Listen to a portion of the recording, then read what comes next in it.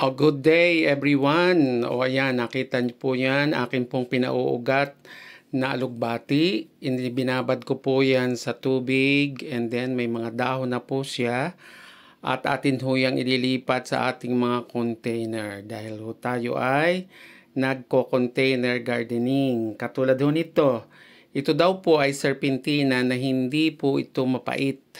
Maganda po ito doon sa mga sumasakit ng tiyan, may kabag, inyo hong ilalagay sa mainit na tubig o di kaya ho kung kaya po ninyo ay inyo po namang kakainin ng direkta.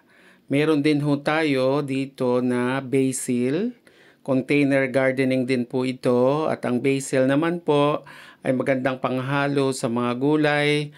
Maganda rin ho itong inumin as tea. May alugbati din ho tayo. At maliliit pa po ito, subalit maganda na ho yung ating mga dahon. At atin hong ginugulay ho ito. At ito ho ay maganda naman sa ating sikmura.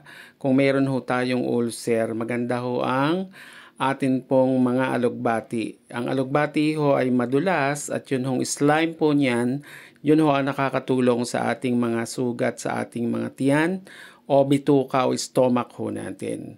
Meron din ho tayo na Vietnam rose.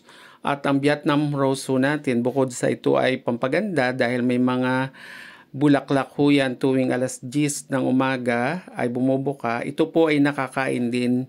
Ginagawa hong salad, yan hong mga kulay green na yan. At ito daw po ay maganda para sa ating memory, para doon sa mga hindi po, nakakalimot na.